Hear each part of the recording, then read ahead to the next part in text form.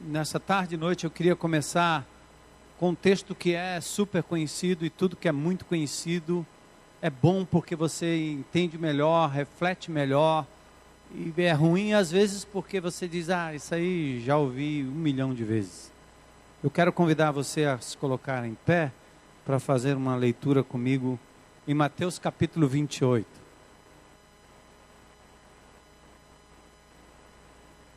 Mateus capítulo 28.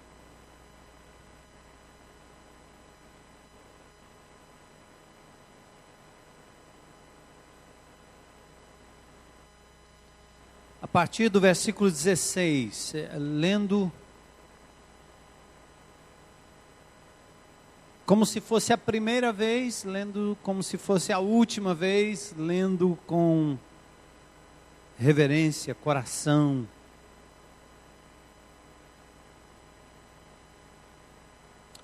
Percebam que estas são as últimas palavras de Jesus antes da sua partida. Ele fala com os seus discípulos, aos quais ele chama particularmente de apóstolos, e dá a eles uma comissão para que eles pudessem passar adiante. E o próprio registro dessa palavra tem a ver comigo e tem a ver com você. Essa palavra é para você, discípulo de Jesus. Verso 16 diz que eles seguiram os 11 discípulos para a Galiléia, para o monte que Jesus lhes designara. E quando o viram, o adoraram, mas alguns duvidaram. Seria ele mesmo? Teria ele ressuscitado dentre os mortos? Será que é verdade? E Jesus, aproximando-se dos seus discípulos que estavam no monte designado por ele, falou-lhes, dizendo: toda a autoridade me foi dada no céu e na terra. A morte de Jesus e a sua consequente ressurreição deu a ele o direito de ter um nome acima de todo o nome. O que ele estava prestes a dizer aos seus apóstolos, ou à pequena comunidade de discípulos, ou a mim, ou a você, era simplesmente: eu sou o que sou, Senhor dos senhores. Nada nesta terra, nada neste mundo, nada neste planeta pode se interpor à minha autoridade. Toda a autoridade me foi dada, não só no céu, mas na terra. Portanto, ide,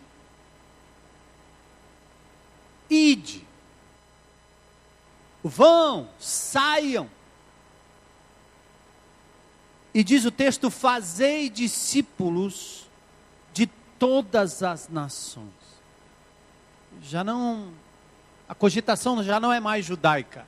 De todas as nações. Saiam na minha autoridade, vão e façam discípulos. E façam discípulos à medida que vocês vão batizando-os. Em nome do Pai, do Filho e do Espírito Santo. Verso 20. Continua dizendo o que você faz com os discípulos que serão feitos.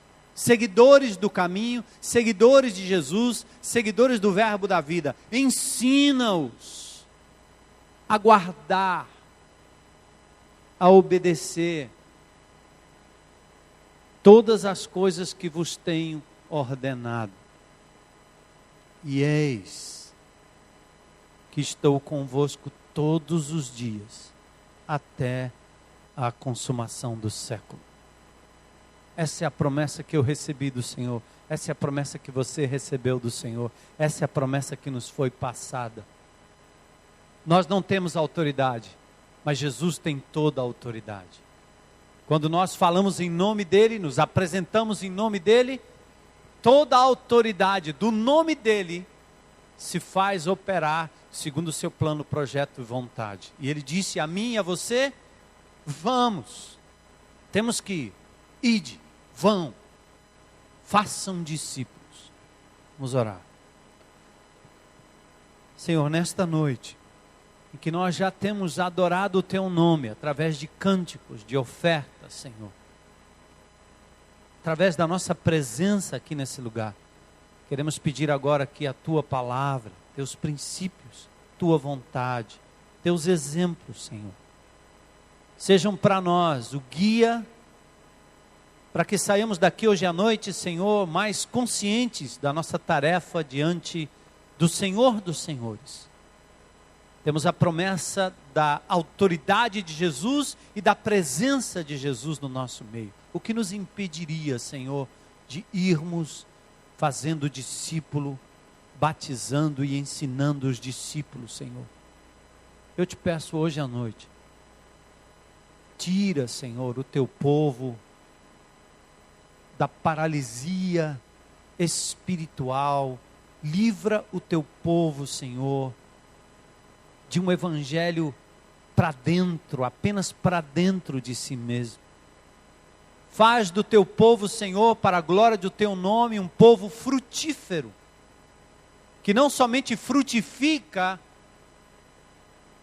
em boa obra, Senhor, em caráter, mas também que multiplica os discípulos.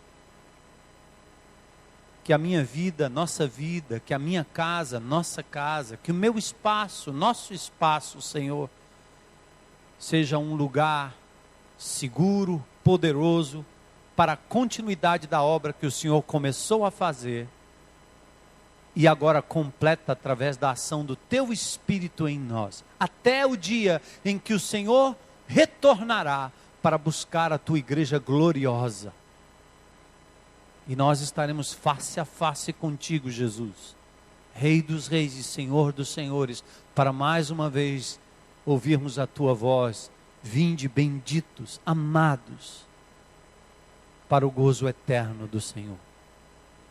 Senhor, move a tua igreja, livra-nos, Senhor, de uma audiência passiva, mas que o teu Espírito tenha espaço nos ouvidos, na mente, no coração de cada um aqui, e que isso seja transformado em ação para a glória do teu nome, pois é o que nós te pedimos em nome de Jesus. Amém. Podem sentar.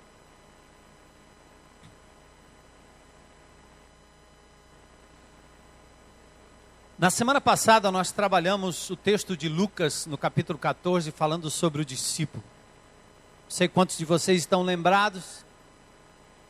Discípulo de Jesus é aquele que ama ao Senhor acima de todas as coisas. Quantos daqui no domingo passado fizeram esse voto, essa declaração para o Senhor? Eu te amo acima de todas as coisas. Quantos? Eu imagino que não deva ter sido fácil nesta semana. Tantas coisas provavelmente aconteceram de forma a colocar em xeque o seu maior propósito de amar o Senhor Jesus acima de todas as coisas. Mais do que tudo que você tem, mais do que tudo que você faz, mais do que os seus relacionamentos, mais do que o seu filho, seu pai, sua mãe, seu irmão, seu emprego, seu dinheiro, mais do que tudo, amar ao Senhor acima de todas as coisas. Não deve ter sido fácil.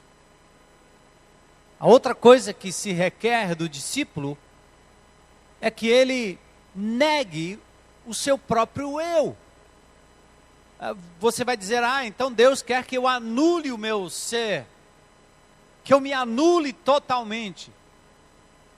O Criador do universo, aquele que te fez, aquele que me fez, aquele que sabe o que é melhor para mim, está dizendo: abra mão dos teus caminhos, porque eles são tortuosos, são caminhos de morte, e siga o meu caminho. Eu tenho o melhor para você, eu sei o que é melhor para você. Isso significa renunciar meus planos e projetos que aparecem na minha ótica humana. É assim que eu acho, é assim que eu penso, foi assim que eu aprendi. E Deus está dizendo: eu tenho um plano melhor para você. Renuncie, tome a sua cruz, siga-me. E os discípulos no domingo passado disseram, eu estou pronto. E novos discípulos aqui no domingo disseram, agora chegou a minha hora, chegou a minha vez. Eu abro mão de tudo para seguir a Jesus. Ele está acima de qualquer coisa na minha vida. Eu abro mão dos meus sonhos e meus planos e eu os submeto ao Senhor. Hoje à tarde, pouco antes de sair de casa, eu estava ouvindo um programa de entrevista numa desses canais de esportes. Eu que gosto de futebol, de rally, não entendo nada de skate. Mas estava ouvindo a entrevista de um rapaz chamado Christian, eu não sei o outro nome dele, eu não consegui decorar. Mas estavam dizendo para aquele rapaz que ele, como ele se sentia sendo considerado o Pelé ou o Michael Jordan do skate. Eu imagino que os skatistas aqui de plantão devem saber de quem eu estou falando. É o cara mais famoso dos anos 70, dos anos 80. Hoje ele é um baixinho, nem parece um menino, mas disse até que era avô. Mas o que ele mais disse naquela entrevista, com todas as forças, foi: eu caí no mundo das drogas, fui preso, e lá Jesus me resgatou e transformou a minha vida. E eu estou voltando agora a praticar o meu skate com todas as forças, e usando tudo aquilo que o Senhor me deu e que eu joguei fora, para a honra e glória de Jesus, para proclamar o nome de Jesus, para dizer para as pessoas que estão no estado em que eu estava, que em Cristo Jesus há uma segunda chance. Ai, que culto maravilhoso aquele. Eu quase não chegava aqui, porque a entrevista não acabou. Que maravilha, que coisa, que espírito, que vibração. Sentir a presença do Senhor na vida de um simples discípulo, que decidiu dizer: eu agora sou de Jesus e quero usar tudo que eu tenho, tudo que eu sou, para mostrar ao mundo, aos meus amigos, às pessoas do esporte, que é possível ser feliz sem drogas, sem loucura e com Jesus. Um verdadeiro discípulo. Fogo na alma e no coração por Jesus. Amor genuíno pelas almas perdidas, característica do mestre. É sinal de que esse indivíduo está no rastro do Senhor todo o tempo, andando no caminho, vibrando com as coisas de Deus. É isso que nós queremos resgatar na coletividade, na grande congregação, no grupo pequeno e na vida de cada indivíduo. Cada indivíduo um discípulo de Jesus, comprometido, priorizando o Senhor e abrindo mão de tudo para tê-lo, para servi-lo. Muito bom. Aliás, eu vi um outro vídeo também de um amigo nosso de competição que ganhou alguma coisa esses dias, ganhou um campeonato aí, e parece que o carro quebrou no meio do caminho. Ele disse: eu não entendo como é que esse carro quebrou essa marcha e ainda conseguiu andar engatando uma marcha só. Ele não era crente, estava mostrando no vídeo que, rapaz, eu não acredito naquele negócio que eu andei com aquele carro quebrado, e aquele carro quebrado ainda acabou chegando, e aí no meio do caminho eu estava numa subida, não sabia o que fazer. Aí ele disse assim: tem um amigo meu que estava comigo, meu navegador, Solon Mendes, disse: segura na mão de Deus que o carro vai. E ele disse: rapaz, ele disse para eu segurar na mão de Deus que o carro ia.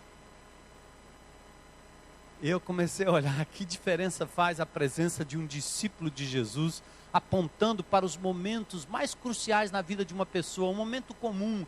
Não precisou dizer no meio da trilha: ó, para aí que eu tenho um versículo bíblico para ministrar ao seu coração.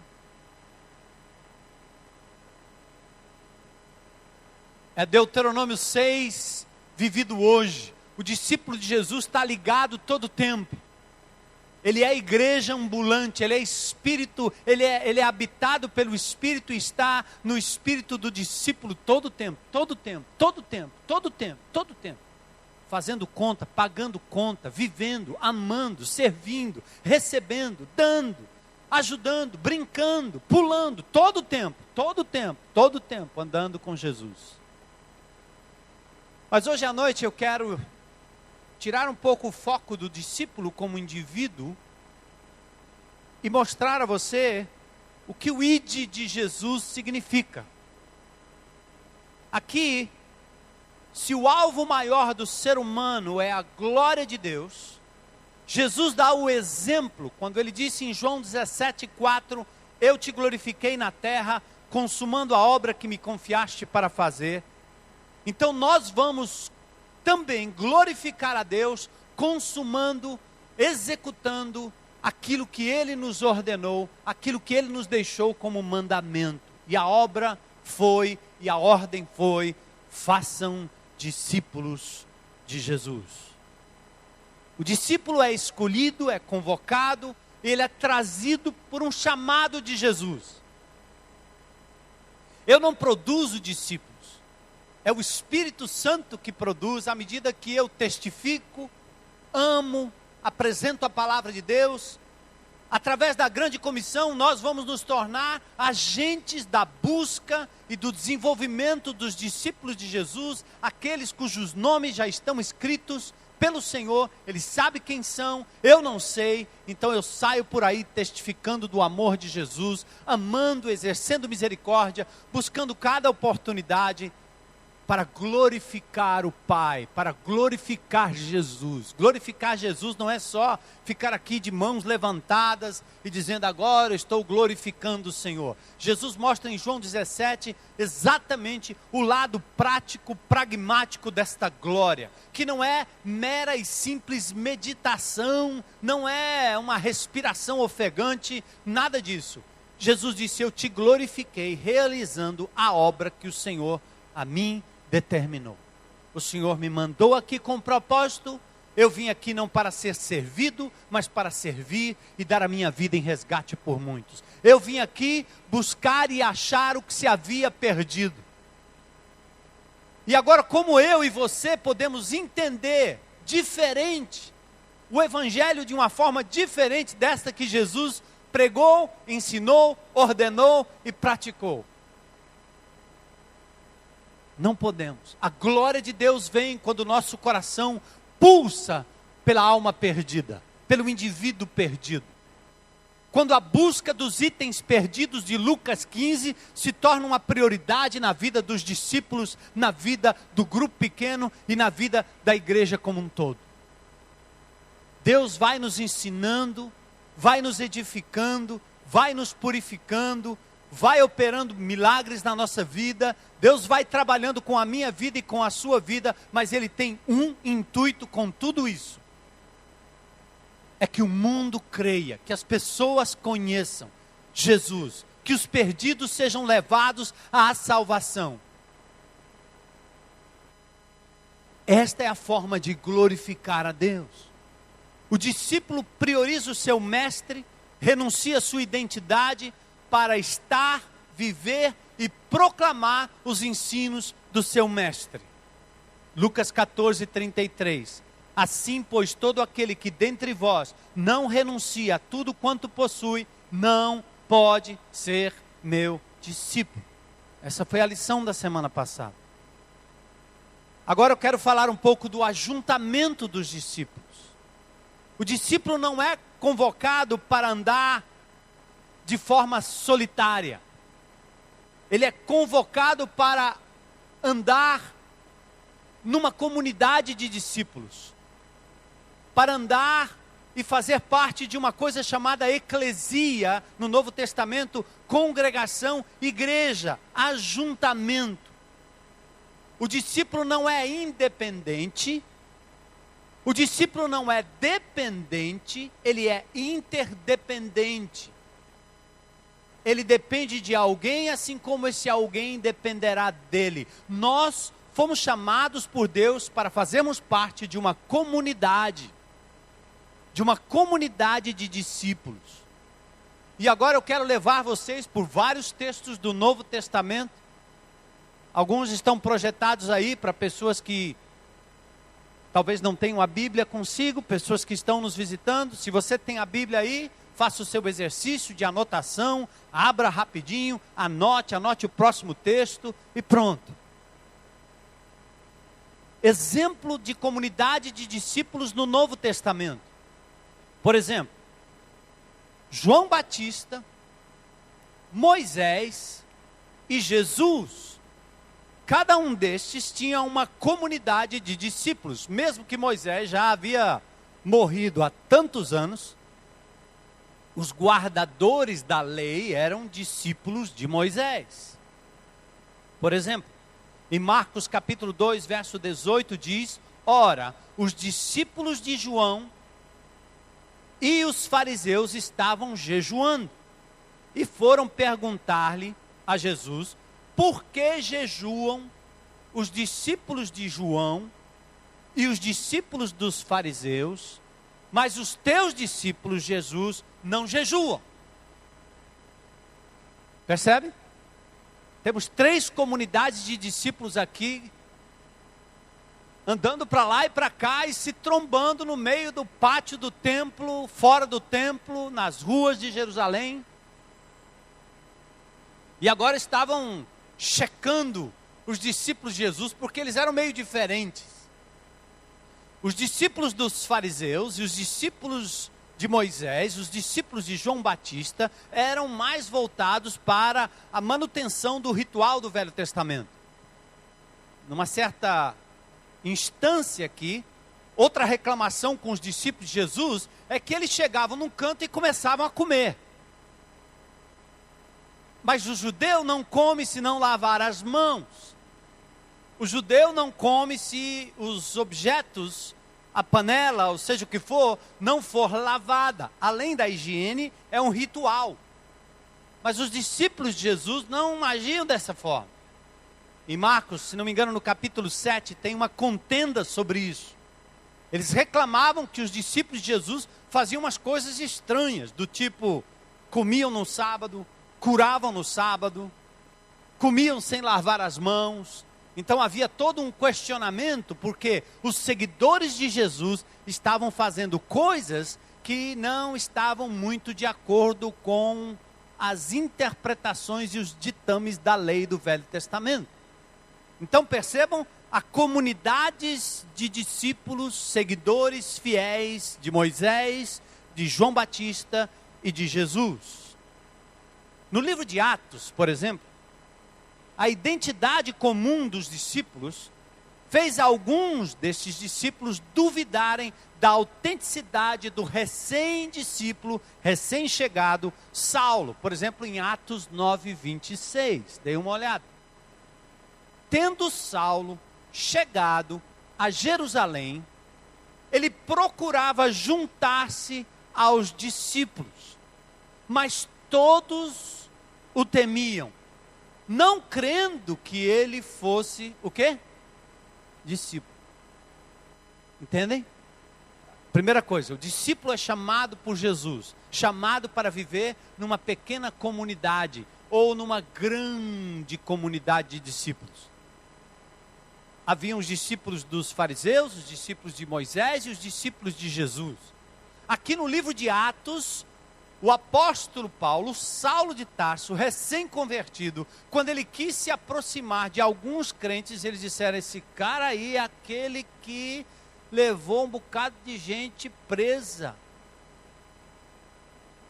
Tem algo errado, esse indivíduo está infiltrado, ele vai entrar aqui e vai nos levar, vai nos delatar e nós vamos acabar na boca dos leões. Eles chegaram a duvidar da autenticidade da fé do Saulo de Tarso, porque havia uma comunidade de discípulos pronta para receber os novos discípulos, mas eles chegaram a desconfiar de Saulo de Tarso, porque ele era uma ameaça.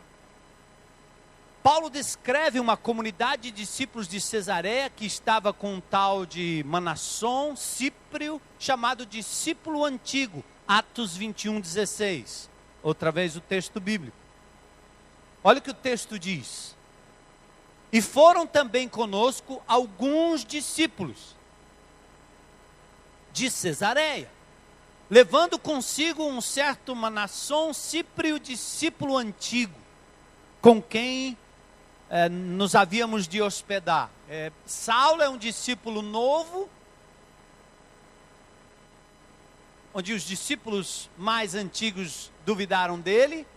E esse indivíduo aqui, de Chipre, ele era um discípulo antigo, chegando na comunidade ou andando com alguns discípulos de Jesus.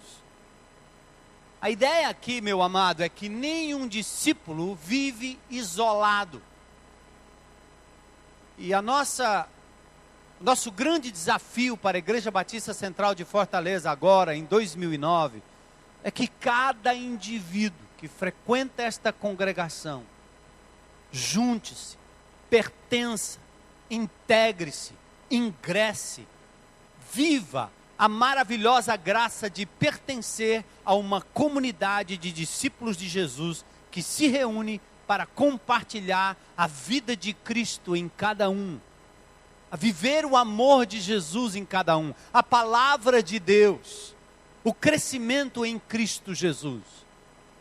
Esta igreja está priorizando o trabalho dos grupos pequenos de discípulos, dando a cada líder, a cada aprendiz, uma responsabilidade, uma delegação pastoral para cuidar daqueles discípulos e fazer com que a vida de Jesus se manifeste na vida dos discípulos, que haja compartilhar, que haja abertura de vida, de coração, oração. Acabei de sair de casa e uma irmã ligou pedindo oração por alguém. Certamente o grupo de discípulos a qual ela pertence, certamente vai estar orando, acompanhando as lutas, as dificuldades que eu pouco sei, porque tenho a comunidade de discípulos ao meu redor, que são os líderes da IBC, alguns deles até. Então o nosso desafio é esse. Você não pode continuar isolado. Nós estamos lhe dizendo, Jesus Cristo chamou os seus discípulos para andarem em grupos, em bandos, em comunidade. Olha o exemplo da dinâmica do próprio Jesus. O exemplo dele. Ele é o nosso maior exemplo. E a dinâmica do seu grupo mais chegado de discípulos vai nos ajudar a compreender o ideal dos nossos grupos pequenos de discípulos. Não deve ser o grupo dos meus melhores amigos, mas deve ser o grupo dos discípulos de Jesus que o Senhor coloca na sua vida. Olha a convocação. A palavra-chave aqui é segue-me. Individual para viver o coletivo. Prioridade e renúncia para viver interdependência. Depois do batismo de Jesus, 2 discípulos de João Batista se tornaram discípulos de Jesus. João capítulo 1, versos 35 a 37. Deem uma olhada. João capítulo 1, versos 35 a 37. Os 2 discípulos de João Batista, que estavam acompanhando João, um era André, irmão de Simão Pedro, ouvindo dizer isso, o que é que disse ele? João Batista olhou para Jesus e disse, eis o Cordeiro de Deus. E os discípulos que estavam com João Batista compreenderam que João apontava para Jesus, e eles disseram, é este a quem nós devemos seguir. Nem um grupo pequeno, nem um líder de grupo pequeno, nem um orientador, nem um pastor vai ter discípulos dele. Os discípulos são de Jesus. Vocês me seguem à medida que eu sigo a Cristo. Como Paulo disse, sede meus imitadores, como eu sou de Cristo. E nós apontamos sempre para Jesus. João Batista, quando olhou para o Senhor, disse, eis o Cordeiro de Deus. E 2 dos seus discípulos, na hora, disseram, epa, é ele, é a ele que nós vamos seguir. João acabou de perder 2 discípulos. Na verdade, não. Ele acabou de ganhar 2 homens que tiveram seus olhos abertos para compreender que Jesus era o Messias. E que o projeto de João Batista era ser o antecessor, o precursor do Messias, a voz que clama no deserto para apontar as pessoas a Jesus. Como eu ouvi esse jovem Christian, esse homem, esse skatista dizendo, agora minha missão é uma só, é apontar Jesus para as pessoas. Essa é a minha missão, essa é a sua missão, essa é a nossa missão. A convocação é, segue-me. O texto diz que ouvindo dizer isso, seguiu a Jesus. E André depois convidou Pedro. Em seguida, na Galileia, Jesus convocou Filipe, que por sua vez chamou Natanael. Natanael duvidou um pouco, mas impactado com a sabedoria e a sapiência de Jesus, em João capítulo 1, versos 43 a 49, passou a andar com Jesus. Outra coisa importante que você deve perceber. Hoje nós temos isso, claro, na nossa teologia preto e branco. O indivíduo, ele é crente ou ele é descrente. Ou ele crê ou ele não crê. Ele é crente ou ele é descrente. O interessante é que na caminhada de Jesus, quando você abre o Evangelho, ele tem uma multidão que o segue. E dentre a multidão ele tem discípulos. E esses discípulos demonstram um certo estágio de fé, de conhecimento. Jesus tem, por exemplo, em Natanael, alguém que vai por convocação de outro, dizendo, vem ver. Ele disse, não sei não. E ainda com dúvidas no coração, ele é exposto à pessoa do Senhor Jesus Cristo, e aí seu coração é confirmado e ele passa a seguir Jesus. Portanto, nós não devemos estar fechados para qualquer pessoa que decida caminhar com a gente no caminho, dizendo, eu vou lá, eu vou com vocês. Eu decido ler a Bíblia, eu ainda não entendo tudo, ainda tenho uma série de dúvidas no meu coração, mas eu estou disposto a ir.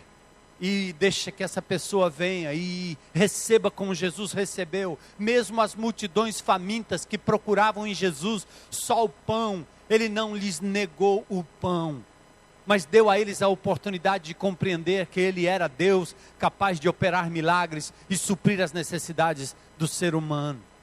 Nós precisamos aprender a trazer com a gente essas pessoas que ainda não entenderam o caminho, ainda talvez nem entraram no caminho, ainda estão tropeçando no caminho. Muitos vão voltar pelo meio do caminho. Não é problema meu, é problema do Senhor Jesus. Ele sabe quem são as suas ovelhas. Eu não sei.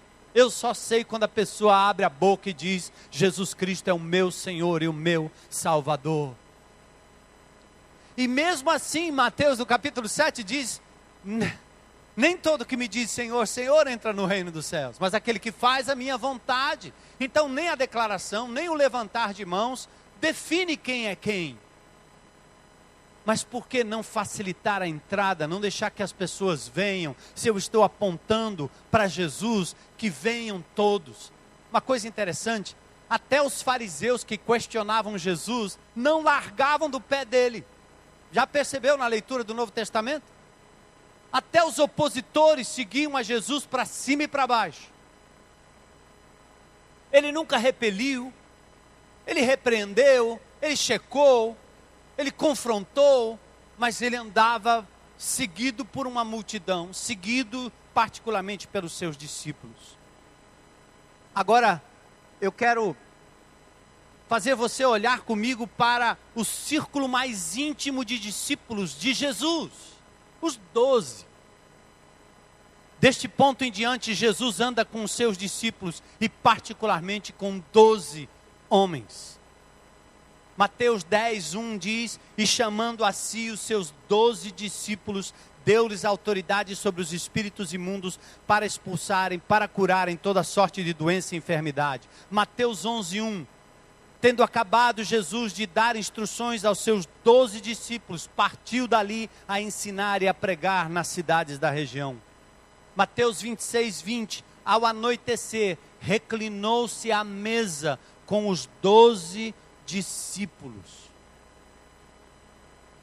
Lucas capítulo 6, verso 13, depois do amanhecer, chamou seus discípulos e escolheu 12 dentre eles, aos quais deu também o nome de apóstolos. Queridos, a fórmula não é minha, a fórmula é dele. Ele enviou 70, não mencionou o nome. Ele andou com a multidão, mas ele sempre teve um círculo mais íntimo de discípulos, aos quais ele compartilhou vida, angústia, oração. Nem sempre eles corresponderam. Às vezes dormiam, às vezes negavam, às vezes ignoravam até quem ele era. Jesus nunca nunca desistiu deles, amou-os até o fim, mas viveu a comunidade de discípulos compartilhando vida, compartilhando angústias. Vamos até ali, pois a minha alma está em sofrimento. Ele vai para o Getsemane e leva os discípulos com ele, os 3 discípulos que dormem o tempo todo, enquanto ele se angustia, mas ele compartilhou com ele. Outra coisa interessante é que eu vejo no meio da comunidade de 12, é o Senhor Jesus Cristo tendo preferência por 3. Pedro, João e Tiago vão ao Getsemane. Pedro, João e Tiago vão ao Monte da Transfiguração. Pedro, João e Tiago estão nos momentos mais cruciais e mais íntimos do Senhor Jesus. E à medida que eu me preparava nesse texto, lendo a Escritura sobre discípulo, eu fiquei assustado de ver quantas vezes Jesus diz: o discípulo amado, o discípulo amado, o discípulo amado, o discípulo a quem Jesus amava, o discípulo a quem Jesus amava. Quem era ele? Quem? João.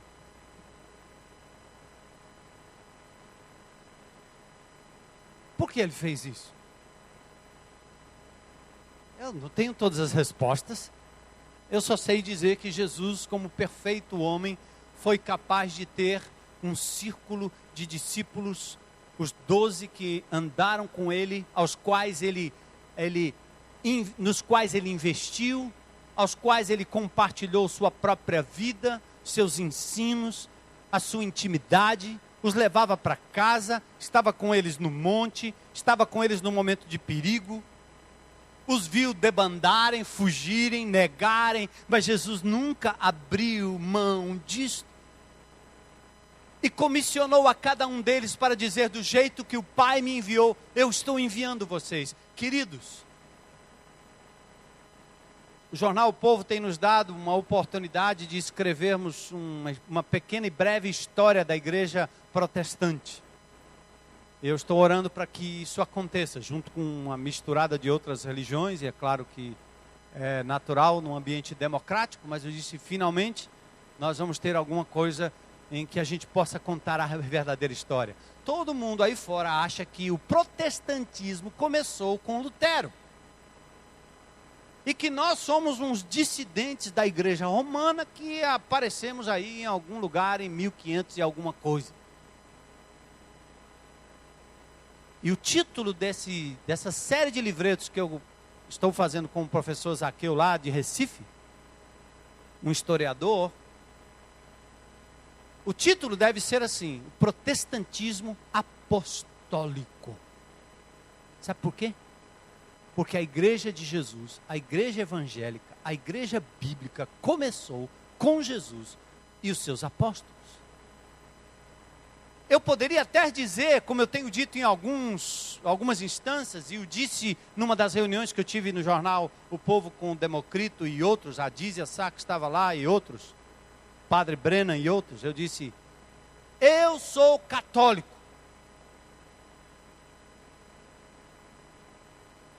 Às vezes acham que eu perdi o juízo. Eu sou católico. Porque católico quer dizer universal. Eu não sou do Bispo Macedo, mas sou católico. Católico quer dizer universal. O meu evangelho é para todas as nações, abrange todas as nações. A segunda coisa, eu não só sou católico, mas eu sou católico apostólico. Por quê? Porque eu ainda persevero na doutrina dos apóstolos. Ora aí, classe. Então eu sou católico, apostólico, não romano. Porque eu não quero nada com o Império Romano, nada com Roma, nada com o Vaticano, nada. Porque eu sou católico, apostólico de Jesus. Pronto. Entendeu? Então aqui, nós temos o Senhor Jesus Cristo escolhendo os seus 12 apóstolos, 12 discípulos e andando com ele. Meu querido, quando você pensar num grupo pequeno, pense no modelo de Jesus. Pense na prestação de contas, no andar juntos, no estar juntos, no compartilhar vida. Estabelecido pelo próprio Senhor Jesus Cristo, a célula ideal, o tamanho administrável dos discípulos num grupo menor. Sabe o que Jesus estava querendo dizer para mim e para você? Ninguém pastoreia mais do que 12 pessoas. O resto vira multidão. Tem grupo pequeno na nossa igreja que é uma multidão. A multidão dos que creram entraram na minha casa. 20, 18, 25, 35. Como uma vez eu fui visitar um grupo pequeno e cheguei lá. Pastor, vamos visitar nosso grupo pequeno. Eu disse, vou, com o maior prazer. Vai lá, o senhor pode dar uma palavra lá. Maravilha, meu irmão. Vou lá, vou sentar, vou abrir a vida. Quando eu cheguei lá, a primeira coisa que eu encontrei foram 20 cadeiras e um púlpito na frente. Eu devo estar no lugar errado. Aqui é uma casa, mas no quintal tinha umas 20 cadeiras e um púlpito. E aí tinha o preâmbulo, o pós-lúdio, o prelúdio, o louvor, o dirigente. Eu disse, não. Eles estão reproduzindo a igreja que eles acham que é igreja. Eu não falei outro dia para vocês aqui, uma criança quando vai pensar em igreja, o que ela faz? Pega o microfone e começa a cantar, igual o Orlando, ou então começa a dançar igual. Por quê? O grande alvo de uma criança que entende que isso aqui é igreja, é a única faceta da igreja, é o quê? Subir nesse palco, pegar o microfone, cantar como Orlando, ou dançar como a Milena. Igreja é só isso. Essa criança precisa aprender a dançar no jardim, dançar no meio da rua, precisa aprender a pular diante do Senhor em qualquer lugar, como Miriam fez. Essa criança precisa aprender que não precisa de um microfone para falar das grandezas de Deus. Esse aqui é um grande ajuntamento, onde nós alinhamos o nosso pensamento, onde nós celebramos o que Deus tem feito durante a semana. Nós vamos transformar, nós vamos ter cultos aqui, de encontros de grupos pequenos, que será uma verdadeira celebração, um compartilhar do que Deus está fazendo ali, acolá, ali, acolá, e aí. E a criança vai saber, igreja é como lá no Geração Futuro, a criancinha que chega em casa e diz, papai, agora nós vamos brincar de igreja. Senta aí e senta aí. Como é que está a sua vida, papai? Você quer saber da minha? É assim que é o grupo pequeno. Estamos chegando perto da essência. Percebe? Então Jesus estabeleceu a intimidade com 12, deu nome a eles, publicou o nome na palavra, disse que dos 3 ele tinha, aliás ele demonstrou que dos 12, ele tinha 3 que eram mais chegados e um a quem ele confiava ainda mais e o amava de forma profunda, João. Talvez fosse um grande aprendiz de líder.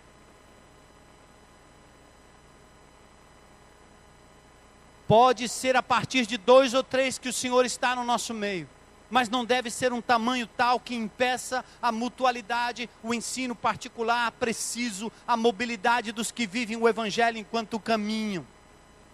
12 apóstolos, André, Bartolomeu, Tiago, João, Judas, Mateus, Pedro, Filipe, Simão, Tomé, Matias. Eu só não posso dizer como foi o fim da vida de cada um, porque senão vocês vão desistir de ser discípulo mesmo. Eu anotei aqui com base no livro Fox, The Book of Martyrs, ou Fox, né, o livro dos mártires. André morreu crucificado, Bartolomeu surrado, crucificado, Tiago, filho de Alfeu, apedrejado, Tiago, filho de Zebedeu, decapitado, João exilado, morreu de velhice, Judas apedrejado, Mateus atravessado por uma lança, Pedro crucificado de cabeça para baixo, Filipe crucificado, Simão crucificado, atravessado por uma lança, Tomé, Matias apedrejado, como Estevão. Esse foi o fim daqueles que renunciaram sua própria vida, para que eu e você hoje pudéssemos ter esperança, vida eterna, palavra de Deus aqui com a gente. O sangue deles caiu na terra e brotou isso que nós estamos vendo aqui e o que está espalhado pelo mundo inteiro. Pessoas que se rendem a Jesus e vivem uma vida cheia da paz de Jesus, cheia da graça de Jesus. Amém? E hoje nós nem temos esse negócio de ser crucificado de cabeça para baixo, nem tem. Mas somos muito mais frouxos do que eles, não é não? Muito mais medrosos, muito mais tímidos. Fortaleza está aí para ser invadida, as repartições públicas, as escolas, e a gente não abre a boca para falar. Será que a gente precisa dizer, Senhor, manda crucificação para esse povo aí, na praça? Será que nós precisamos de uma perseguição no Brasil para vermos a igreja pura, íntegra, se manifestando? Eu digo não. Nós não somos tão burros assim. Vamos pedir, Deus, antes que venha esse dia, nós queremos nos manifestar como teus filhos, que têm a liberdade de pregar o evangelho. Como disse o Senhor, não, fale, não te cales a Paulo, porque eu tenho muito povo nessa cidade. A igreja primitiva, quando começou, caiu na simpatia do povo, porque teve naquele momento a liberdade de pregar o evangelho. E nós temos essa liberdade. Vamos nos calar? Vamos? Outra coisa importante, ide fazer discípulos batizando-os. Ora, como é que eu me tornava parte do grupo? Através do batismo. O discípulo é chamado, convocado e num gesto de fé, dá o primeiro passo, deixando tudo para simplesmente seguir Jesus. Essa é uma decisão preliminar. Depois vem o crescimento, a consolidação da sua fé. Os discípulos que andaram com Jesus demoraram a compreender muita coisa, mesmo andando na presença física do Mestre, gente. Exemplo, os discípulos creram depois do primeiro sinal. Vocês acreditam? Eles já estavam andando com Jesus, mas teve que chegar até Caná da Galileia, quando ele transformou água em vinho, e aí o texto diz que os discípulos começaram a crer em Jesus. Porque judeu, ele tem que ver para crer. Então capítulo 2, verso 11 de João diz assim: assim deu Jesus início aos seus sinais em Caná da Galileia, e manifestou a sua glória, e os seus discípulos o quê? Creram nele. Por isso que Jesus tinha que fazer tantos milagres, porque aquele povo era incrédulo demais. O cearense até que responde melhor. Nós aqui, ó, nós aqui. João 2,22 diz: quando pois ressurgiu dentre os mortos, seus discípulos se lembraram de que dissera isso e creram na Escritura e na palavra que Jesus havia dito. Veja, só depois da ressurreição eles disseram: rapaz, era mesmo aquilo que ele dizia, era verdade. Então você que é daquele tipo que exige que todo mundo seja perfeito na sua teologia, perfeito na sua declaração de fé, você olha assim e diz: rapaz, esse cara aí não deve ser, porque ele ainda não sabe declinar bem todos os mandamentos de Moisés. Teve que haver ressurreição para os indivíduos entenderem coisas que Jesus estava ensinando e explicando. Tende misericórdia, paciência com os discípulos de Jesus. Ele teve e ainda tem.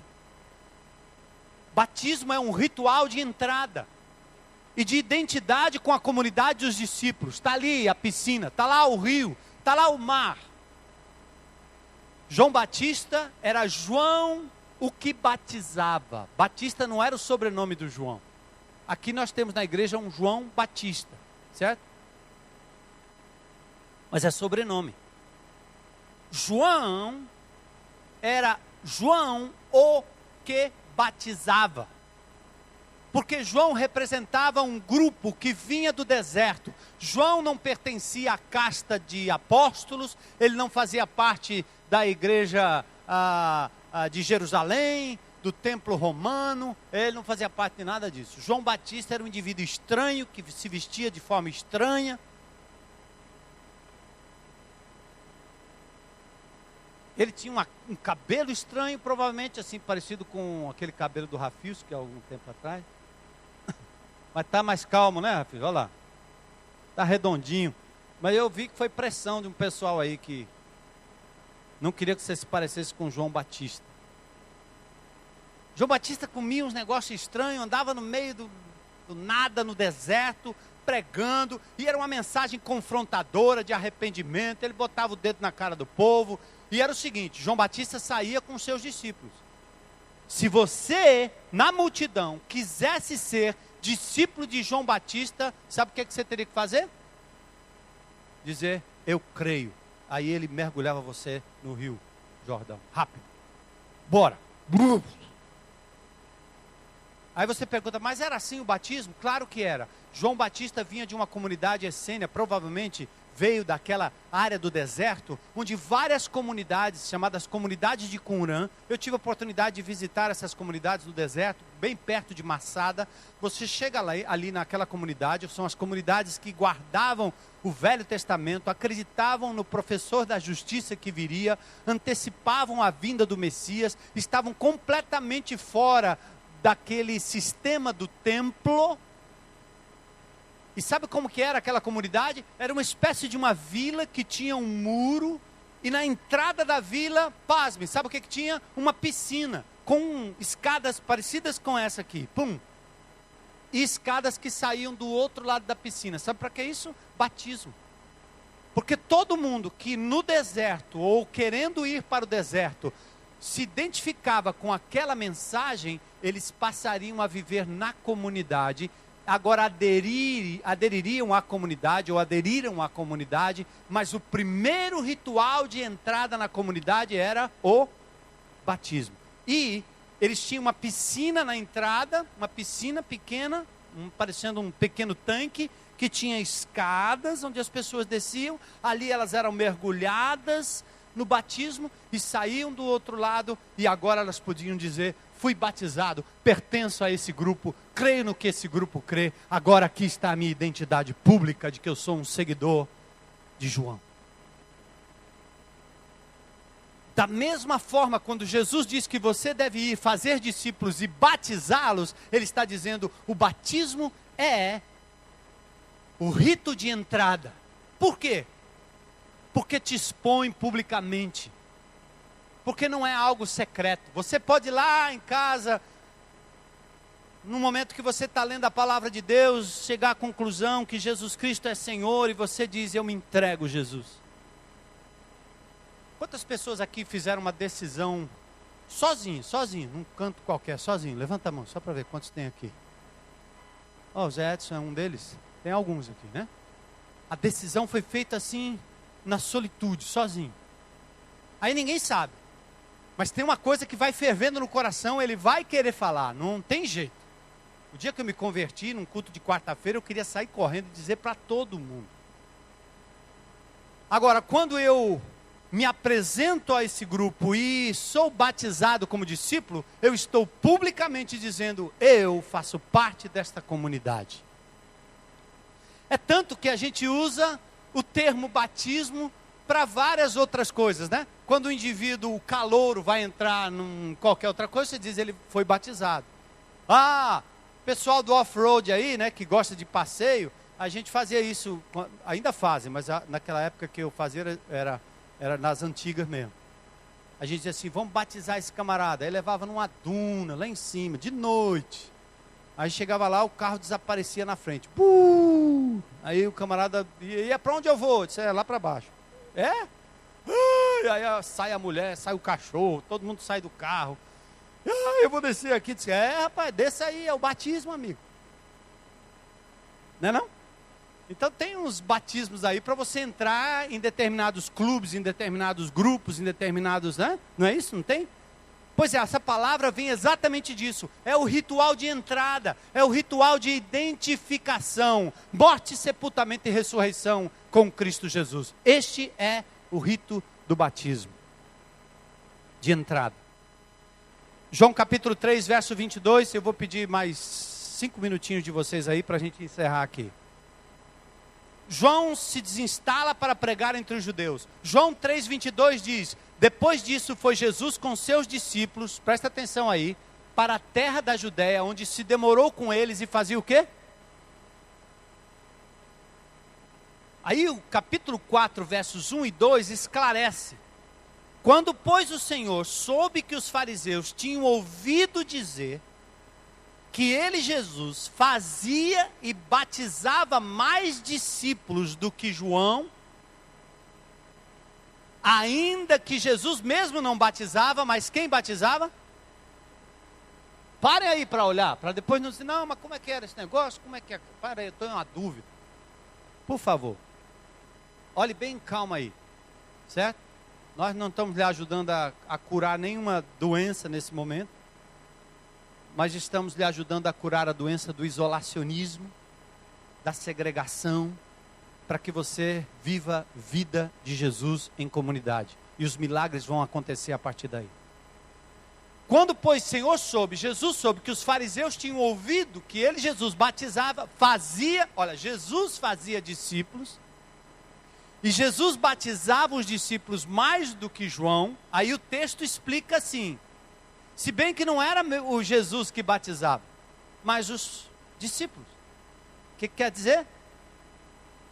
Eu estou aqui em cima e digo, por que você não entra lá na água? Ora, porque os discípulos batizam os discípulos. Está aí na Bíblia.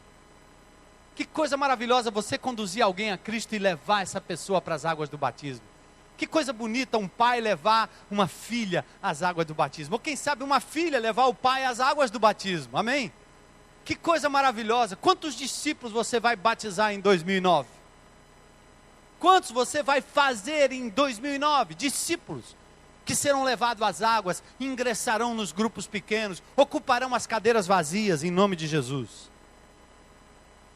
Como o eunuco, tem água, tem a fé, agora é uma questão de identidade, não com o judaísmo, mas com o caminho Jesus.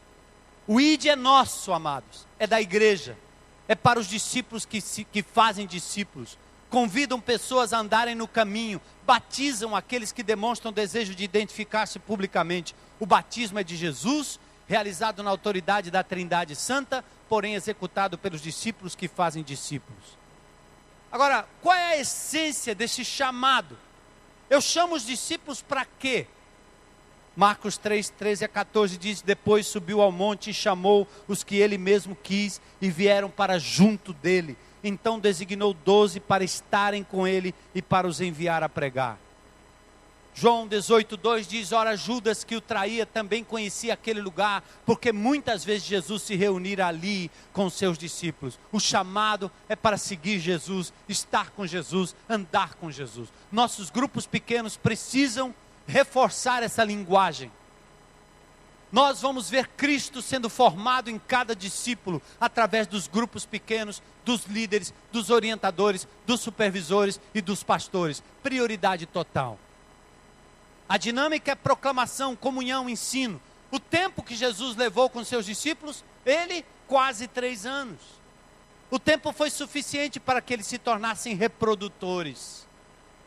Ficaram tristes quando Jesus disse, eu vou para o Pai, porque eram egoístas como nós somos. Nos apegamos às amizades, nos apegamos às pessoas, mais do que o amor fraterno, é o amor de dependência, é o amor de quem gosta do círculo fechado, de que não quer abrir a vida, não quer compartilhar aquela coisa tão boa. É uma espécie de egoísmo que o Senhor, em João 16, percebeu a tristeza no coração dos discípulos e diz, eu sei porque vocês estão tristes, mas eu preciso ir. Se eu não for, o Consolador não virá. Mas aquele que virá vai conduzir vocês em toda a verdade. Vocês vão ter que se contentar com o fato de que agora eu não estou fisicamente presente, mas o meu Espírito estará em cada um de vocês. Portanto, ide. Multipliquem, façam discípulos. O intuito, dar glória a Deus, dando continuidade à obra que Jesus começou a fazer, para evangelizar, fazer discípulos, edificar. Queridos, agora é o tempo de congregar, de ajuntar. Hoje, ser grupo pequeno é tarefa, é obra, é essência da Igreja Batista Central de Fortaleza. Os discípulos sendo cuidados, os discípulos praticando os mandamentos recíprocos, os discípulos cumprindo a missão de evangelizar, de trazer outros discípulos. A multiplicação será uma grande festa para nós. Talvez com choro, talvez dizendo, mas eu gostava tanto dele. Você gostava tanto dele, mas agora está sendo chamado para gostar mais de Jesus. E por aí você vai se multiplicar, vai se doar, vai abrir a sua casa, abrir o seu ninho, abrir o seu recanto. Agora é o tempo de fortificar para multiplicar, incluir, desenvolver, expandir, multiplicar os discípulos.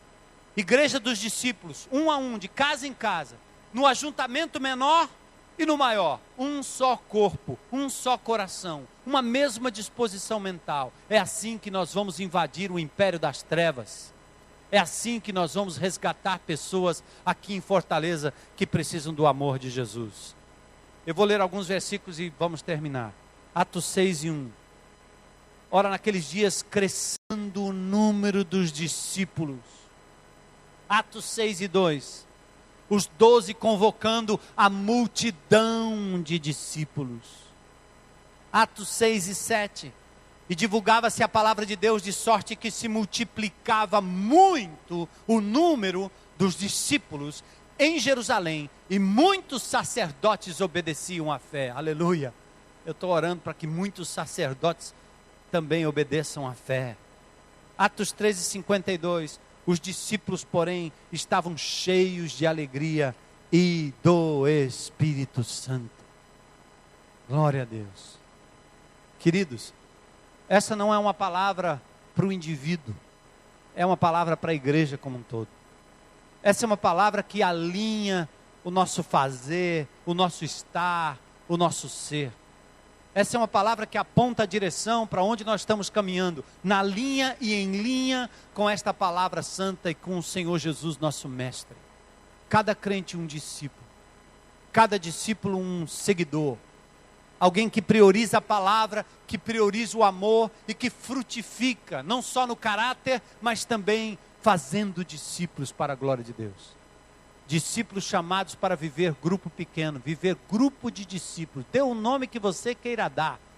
Jesus chamou de apóstolos aqueles.